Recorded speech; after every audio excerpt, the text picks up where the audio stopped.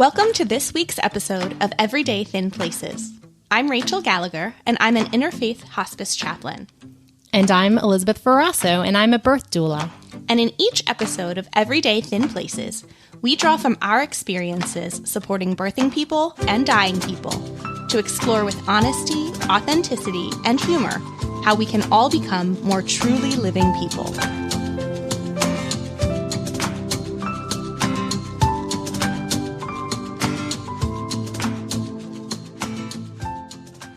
Elizabeth, you recently brought to my attention that October is Pregnancy and Infant Loss Month. And so for that reason, we really wanted to feature a guest who could talk about that topic, but also who could bring us back to our roots of talking about birth. And so I'm really grateful that you introduced me to your friend, Halley Kim. Yeah, I mean, Halley is just an amazing voice that I've been waiting for an excuse to get onto our podcast. She has so much wisdom, both professionally and personally, about all sorts of things, but about infant loss, pregnancy loss. And this is where I guess it's good to issue a little bit of a content warning. As she shares some of her story, she is going to share about infant loss and even maternal loss. And so it's a heavy topic that I know not everyone is up for on any given day, but I think it's really important. So I hope that people will know that we're going to treat it really well. And so the other reason that we wanted to feature Halley is because we're not just going to have this depressing talk about loss, but Halley offers this beautiful service called Birthing Your Stories, where she ghostwrites people's stories about their birth, about their fertility journey, about parenting. So it's sort of one of the taglines she uses on her website is that maybe you loved birth, maybe you hated it, but one thing is certain, it matters deeply. And so I just know that people are going to be in a place of hope and inspiration after listening to this conversation that we have with Halley. Well, let's dive right in. Halley Kim. Halley, thank you so much for taking the time to join us. Thank you so much for having me. I'm really excited to be here. We are excited too, and we're intrigued and inspired by your passion for birth and for helping families to share their birth stories. But a lot of our listeners might be unfamiliar with this concept of what a birth story even is. So can you give us a better understanding of what you mean when you talk about birth stories? Sure. So I would say in the simplest terms, a birth story is an account of childbirth. It typically starts with, my contractions started here and this is how things progressed and then the baby was born. And some people will give more detail and some people will give less detail. I personally like including some information about pregnancy. How did that go? How did she feel about it? And also the postpartum period. And birth stories, to me, it creates a rite of passage, or it acknowledges that birth is a rite of passage as opposed to just a medical event. So this isn't, only a new life coming into the world, which of course is incredible in and of itself, but it's also a really important experience in a woman's life that should be celebrated and, acknowledged.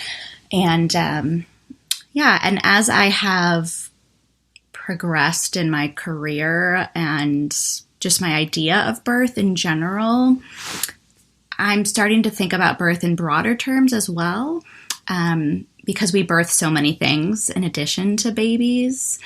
So I like the idea of a birth story being any story of a new creation or a new beginning that we embark on or create. So we haven't had a birthy person as a guest for a while now. And you are a birthy person, but you're also so much more than a birthy person. You have a background in birth work, but you're also a really talented writer. I'm going to say it. You don't have to say it for yourself. I think you're a really talented writer. Thank you. So can you tell us first about your background in birth work? but also how it's come together with your passion and your skill for sharing written words. Sure. So I decided to major in nursing when I went to college, and then I learned about midwifery through my research about nursing specialties. And I also attended this global health missions conference when I was in college, and there was a midwife there from the Philippines, and she talked about the work that she did there. And I was just completely captivated, and I started devouring birth books. The very first birth I attended was with a midwife in Georgia. I was working as a camp nurse and found this local midwife, and she answered all my questions and let me interview her. And she had a client who agreed to let me come to her birth. And that was the first birth I ever saw. And I was about 20 or so, and I was just completely blown away. And then I had my OB rotation in nursing school, which further, ignited my passion. And then as a nurse, I've worked in a variety of mom-baby settings, maternal health settings. I've been a OB nurse educator at a federally qualified health center, working with a lot of teen moms, domestic violence victims, refugees. I worked as a doula, as an educator. I've been a staff nurse at a birth center run by nurse midwives. I've assisted a certified professional midwife in her home birth practice. I was also part of the volunteer lobbying effort to get CPMs, certified professional midwives, legalized in Missouri, which is my home state. And then I became a lactation consultant, and I've worked in the NICU setting and also in a community lactation practice. So that's kind of my birth history in a nutshell. And then as far as combining that with writing, I've always loved to write. Writing is how I process my feelings and the things that happened to me. And it just came really instinctually when I had my first baby. I had read other people's birth stories, while I was pregnant, and even before I was pregnant, just in my love for birth. I remember reading Baby Catcher by Peggy Vincent, and that was really influential, and Pam England's work, and Ina May Gaskin. And I went to a midwifery conference in Philadelphia, actually, when I was still in college, and I was just I got to ride in an elevator with Ina May Gaskin, and I about peed my pants because that was the coolest thing ever. Yeah. So I had been kind of saturated with birth and birth stories. But I kind of wonder if I would have wanted to write after my oldest was born, because it was just such an incredible experience and it was life-changing. And I just sensed internally that it needed to be marked in a significant way, because it wasn't just some ordinary day. It was the beginning of a whole new chapter, and that mattered. And it just kind of went on from there. And as far as the idea to write birth stories on other people's behalf, that was kind of born of COVID. The idea came to me a couple months ago, just needing to be able to do some kind of work from home because I can't have my kids in school right now, and wanting to commemorate and celebrate other women's birth stories, from all different backgrounds, because it's not just my birth story, of course, that deserves celebrating, but everyone's birth story. Mm-hmm. And just also seeing a need that I think a lot of women may want their birth story preserved in some kind of way, but who has the time because they have a new baby, or maybe it's their fourth baby and they're just a little bit busy. So that's where the idea came from. Yeah, I think the closest I ever got to writing any of my own birth stories was a really long Facebook status. Yeah. A year after my first was born, as I reflected back on or after my fourth was born when she was a year old. And I know other doulas who that's part of the service that they offer is they will write, because they're there as a witness, they'll write a birth story, even if it's just short for their client. But I've always felt like that was because I realized how hard it was for me to even find time to do. And as a doula, it's such a labor of love to do it. So I love that you're offering something. It's needed, it's wanted. And I think when people find out that this is a service that's available, I feel it's almost cheap to call it a service, but a gift that's available. I just think it's brilliant. I'm so excited that you're doing it. And I'm so excited that we get the chance to share with other people that you offer this. Thank you so much.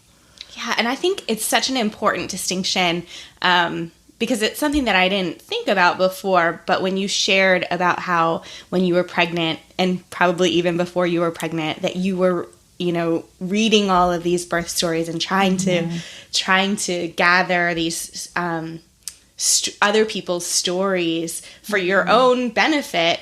I think that that's important to note. Like, we need to share these stories. They can't just be held, within ourselves or within our little family, but they need to be shared.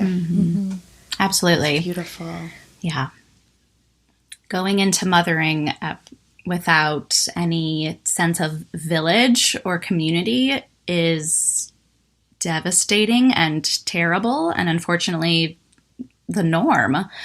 And story is a way that we can be a little bit closer and better connected. Yeah.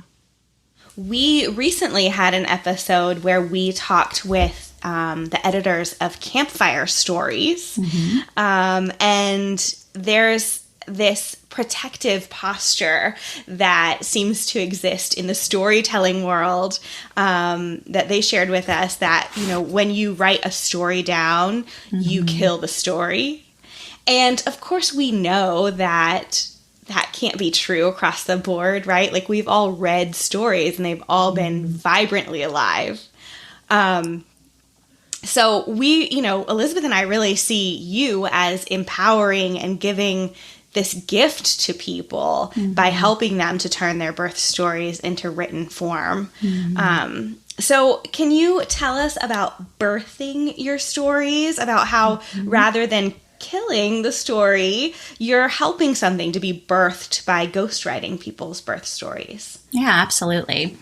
So I have a little bit of a unique background in the sense that, unlike probably most people, at least in the West, I did grow up with something of an oral birth story tradition. My mother would tell us our birth stories every year on our birthday. So my sisters and I are very well acquainted with our birth stories, and that was just really normal. Like, we talked about it at the dinner table. And I have carried that forward with my kids, which I think is really great. But sadly, I don't think that's really very common. And so we just don't have a cultural tradition of sharing our birth stories orally or really much at all, compared to some other stories that are shared more often, like love stories. How did you two meet? That's a question we ask all the time. But when a baby is born, we tend to really focus on the baby more than the mother. What's the baby's name? How much did he weigh? 10 fingers, 10 toes. And the mother's experience is not really emphasized. And because of that, I think a lot of women don't even really know that they have a story. Like, you can't tell a story if you don't know that you have a story. And because birth is very medicalized, and sometimes it needs to be, but because of that, it tends to be viewed as something that happens to us instead of something that we do. So I think the way I view my being a ghostwriter of birth stories is that I can be a guide for women or trans men, they also give birth, to help them recognize that they have a story, to assign importance, to help them do that, and to give them something tangible that maybe kind of proves to them more so than everyone else that, like, hey, you did something really huge and it matters. Like, you weren't just some vessel for this other person to come into the world. You did something really significant. So I that's kind of how I'm viewing it. I think that sadly we just need some help sometimes to know that we have a story, and I hope to be able to provide that. Yeah, I think it's so important how you point out that we're always sort of contending that with the fact that birth is really medicalized in the time and place in which we live. Not for everybody, but for most people. And so because of that, I think sometimes when there's more medical situations, people feel like maybe there's less of a story to tell. And in fact, like, one of the terms that I'm really careful to use is I talk always in my class about cesarean birth. If your baby is born surgically, if you have a surgical birth, you have a birth. It's not just a surgery. And so, emphasizing that cesarean birth is birth, emphasizing that stillbirth is birth, and that in truth, really, even miscarriage is birth. And so these all, if we're going to go into this territory of cesarean birth, of stillbirth, of miscarriage, these are all births that contain some element of death of what you hoped for. And really, I think that many people face elements of, even with a healthy baby and a healthy mom, there can be a sense that, like, something was put to death in order for this new beginning. And so, especially because this month is Pregnancy and Infant Loss Awareness Month, can you talk about how we can be really life-honoring in the way that we courageously include these aspects of death in our storytelling about birth? Yeah, it's such an important question, and it's something I've come to be really passionate about. In the natural birth community, there's this idea that we only talk about positive birth stories, positive birth stories only. My baby is listening. And I just really hate that. I think it's awful. And because it excludes a lot of people. I believe in and support the idea that we need to have a more empowering cultural narrative around birth. But sometimes birth is traumatizing, or sometimes part of it's empowering and part of it's traumatizing. Like, it's a complex experience, and women are complex, and we should hold their experiences in their complexity and honor what people have lived through. I have 3 children. The first 2 were born at home with midwives, which was my plan. And that was great. They were really hard, tons of back labor. They certainly weren't candlelit and romantic and easy. They were rough, but they were safe and healthy and normal. And with my third baby, she was supposed to be my third midwife attended home birth, and she flipped herself breech at 41 weeks and 3 days on Christmas Eve.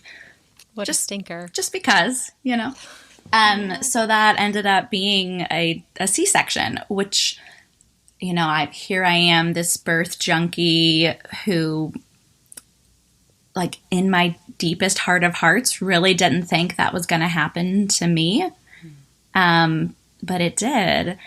And it was a lot to process in real time. Like, okay, I'm sorry, what? like, tomorrow I'm coming back to this hospital and you're going to give me a spinal and I'm going to lay down and you're going to cut me open. What? Like, that was a lot. And it took me a while. It took me a while to see my cesarean birth as a birth. But it really was. And, even though there were things that I absolutely mourned, when they pulled my baby out of me and shoved her under the drape and I had her on my chest, it didn't matter that I hadn't had contractions, and it didn't matter that I hadn't been in labor, and, I didn't have to have the cocktail of hormones to fall in love with my baby. Like, I still had my baby on my chest, and I had, we had the skin to skin, and we had nursing and bonding, and all of that was the same. And it was a big wake-up call, honestly. And the processing of that, there wasn't a lot of room. And I think this is sadly true for a lot of moms who have cesarean deliveries, because when I expressed disappointment, some people would say, at least you have a healthy baby. Like, who cares what your experience was, is, the implication. And then other people basically implied that I had done something wrong. Oh, you didn't go to the chiropractor enough, or whatever, which was not true at all. I had prenatal care the whole time. I ate healthy. I did all the things. But this is childbirth. It's not magic, and sometimes things happen. So I'm rambling a little bit, but to return to your question, I think it's so important that we talk about all of birth, the things that we loved and the things that we hated, because it gives other people permission to do that too. When we only say, like, oh, it was great, and I pushed for 10 minutes and I didn't tear, and when we only share those stories, like, it really sucks to be the mom who, had a vacuum delivery or a cesarean that she really didn't want, or whose baby didn't survive. And the only cultural chatter is about this happy, clappy, easy peasy birth. And it's, it's even more important with losses, with miscarriage and stillbirth, and postnatal losses too. My best friend's baby died of SIDS, and it was just the most devastating thing ever. I mean, it's every parent's nightmare. And when we don't talk about those things, then I think it compounds the trauma of the people who experience those things. And the world just goes on, and they suffer more alone than they have to. I had a miscarriage myself a few years ago, and, in general, I think it's good writing advice to wait until your scars aren't extremely fresh to start writing. But for better or worse, I didn't do that. And I wrote and published a blog post 4 days after I miscarried. Ernest Hemingway said, "Writing is easy. You just sit down at the typewriter and bleed." And that's what I did. Mm-hmm. And just hundreds of women contacted me saying, "Thank you." One of them was in her 70s, and she told me she had a miscarriage in her 20s, and she had never told anybody. Wow. Like, we carry so much pain and darkness, and some women have never heard someone else say that, like, "Hey, this mattered. It mattered that this happened to you." And that's really powerful when we can give other people that gift. Yeah. I mean, statistically, it is impossible for us to not know someone who has suffered pregnancy loss. Mm-hmm. It's actually statistically really difficult to not experience it yourself. Yes. And so I think that I love that you are so inclusive and that you are helping to, I think, bring healing through giving people the opportunity to share about the joys and the losses and the pains and the literal or figurative aspects of death that are a part of the birthing process. Yeah. Can I add one more thing? Yes, please. So another part of your question that I don't want to overlook was the aspect of death in any birth, even when mom and baby are completely healthy. And I think that's completely true and really important to talk about. There's an essay called A Beautiful Catastrophe, or maybe it's The Beautiful Catastrophe, and it's so phenomenal. It talks about how when you become a mother, you die. The person who you were, she's gone. Like, you become a different person. And that was very true of my experience, and actually of all three of my birth experiences. And I personally really feel like when we give birth, that is the most literal embodiment of death and resurrection. You die, and then you come back as someone else, a mother, or a mother of two, or a parent of three, etc. A bereaved mother,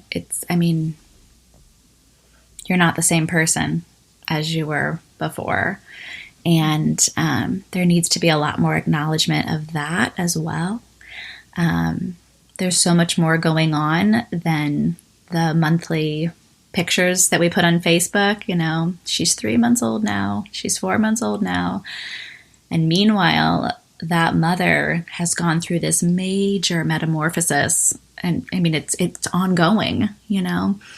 Labor, like literal labor, is a day or 2 days, or for some women, just a couple of hours, right? But the real labor is what happens after that. It goes on and on and on for years. And it involves a lot of death and a lot of life as well. But there's a lot of death.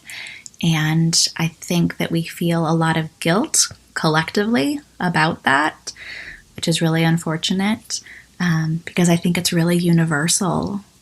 And I think we'd all feel a lot less guilty if we talked about it. As kind of the death junkie, you know, I can't help but notice the parallels and the huge differences. So, you know, when we lose a loved one, especially in my line of work, right, in hospice, so we know that that's where things are headed. Perhaps we're caring for them for months, and then they die. Culturally, it is acceptable and encouraged to share those stories about what it was like taking care of that person, what happy memories did we have, even what was it like when they died. These are all things that are okay to talk about. And yet, when we talk about these deaths, whether they be literal deaths or, you know, metaphorical deaths, as they relate to birth, our culture just doesn't encourage sharing those. So you are doing life-changing work for people, Halley. I mean, you are giving people a voice where they perhaps didn't have a voice, and giving them permission to mourn those things. And I just want to say thank you, because it's so important. Grief is grief, and it may not look the same for everyone, but we all need space in which to grieve. Yeah. Thank you. Yeah, thank you for providing that for people. It's an honor. All right, so here's the point in which I confess that the reason that we have the privilege of having Halley here with us today, if people listen to the episode where we talked about Facebook as a thin place, that Halley is one of my secret Facebook group friends, that's the reason that I get to know her, and everyone here gets to hear from her, because we've gotten to share in some spaces that are really safe, where some really important and vulnerable and deep things come out. So I'm going to take advantage of that and poke and steer a little bit and invite you, Halley, to share about sort of a formative experience that you had as a birth professional that really ties together with this idea of being honest about loss and death, and also the power of how writing and sharing can bring about goodness and life and open up new things in you. Mm-hmm. So I had a doula client when I was a very new doula. This was about 8 years ago. I would prefer not to share her name, but she was really special. She hired me late in her pregnancy. She was like 35 weeks or so, but in the last month or so before she went into labor, got to know her family, her 2 other children. And she ended up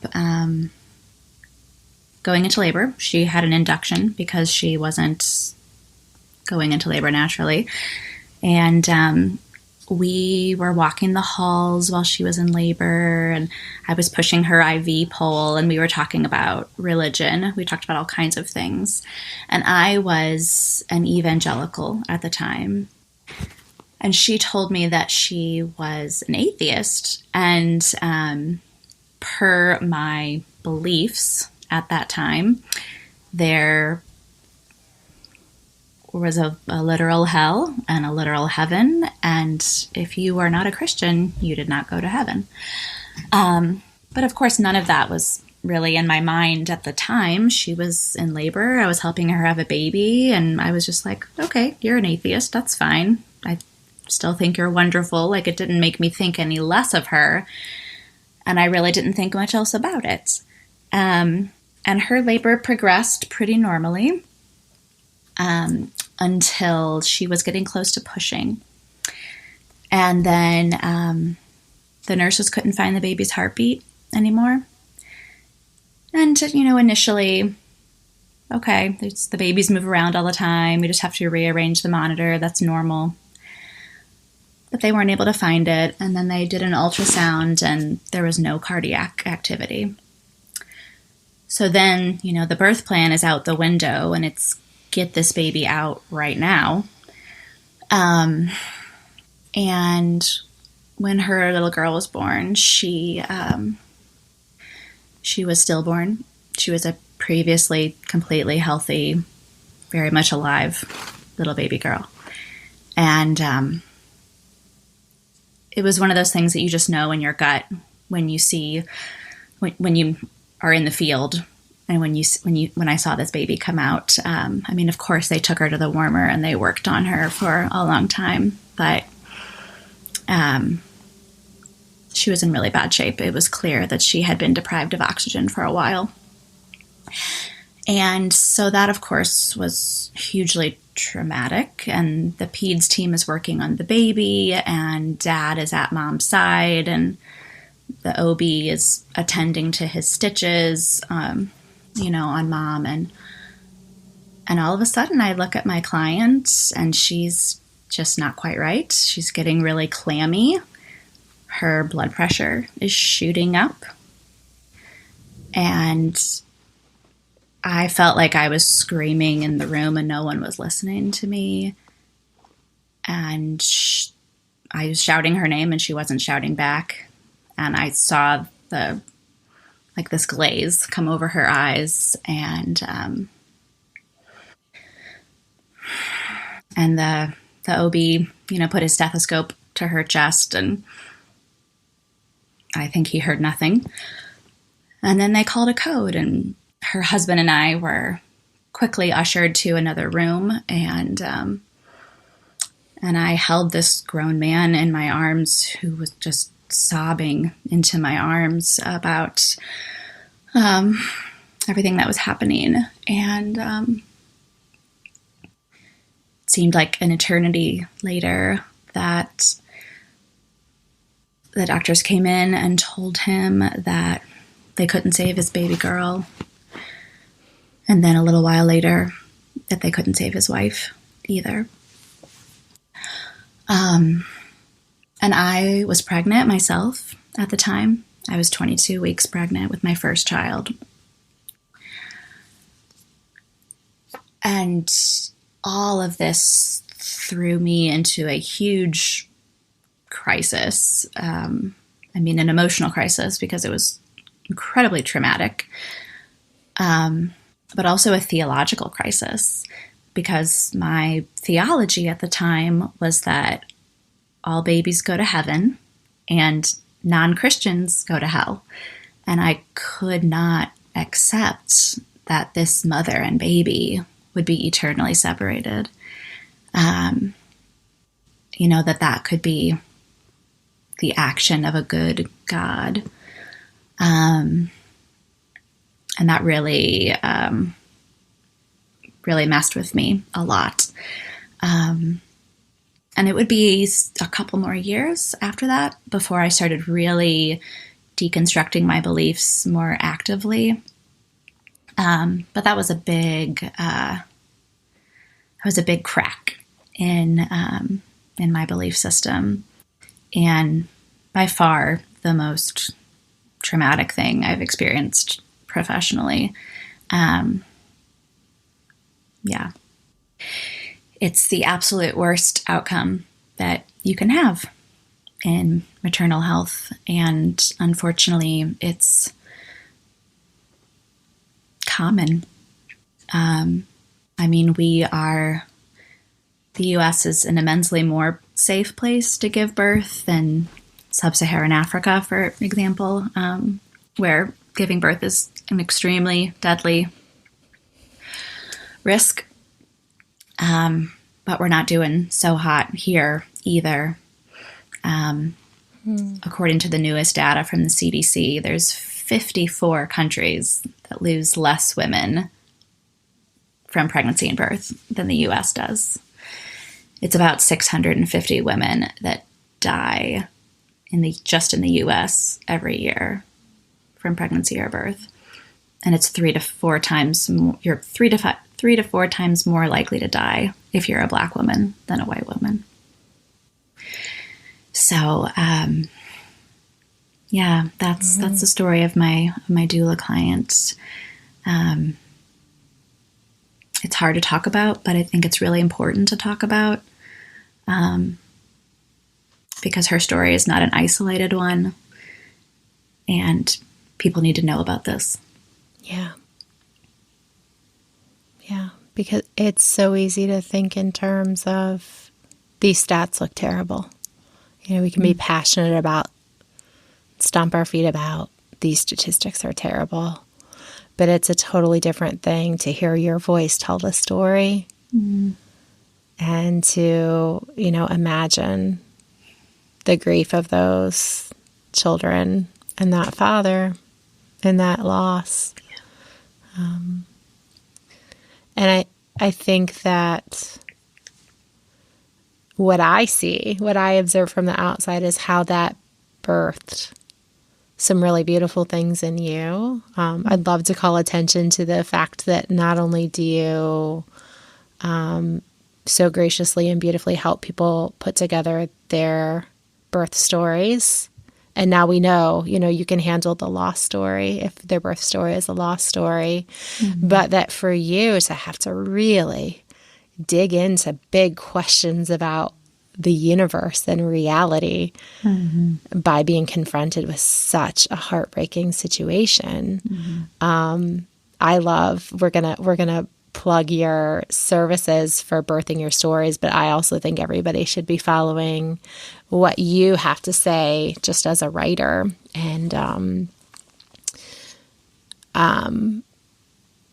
there's people that maybe have not suffered a infant or pregnancy loss. There's people who are never going to give birth, or never, birth is, maybe they're listening and they're like, I don't even know why I'm listening to this, because birth isn't a part of my life. But there's a lot of people that have had a death of their belief system and a death of their faith that can be really hard to reconcile. And so I'm really grateful for you as someone who's really stared that death straight in the eyes and is birthing some really beautiful ideas and thoughts and encouragement and companionship for people going through that process as well. So thank you for making something so beautiful out of these hard things that you've encountered and experienced. Well, if I can quote a worship song, which I wasn't expecting on doing that, but the idea of beauty from ashes. Is that a worship song or a Bible verse? I don't even remember anymore. I think it's a Bible verse. So, there you go. I'm sure there's many songs written too. Yeah. That's a concept I still believe in, and one that I've seen bear out over and over. And I did write about my client's death and about all the milkshakes that I drank afterwards and the off-the-record ultrasound that a really sweet resident gave me at 2 a.m. when I was freaking out. Yeah.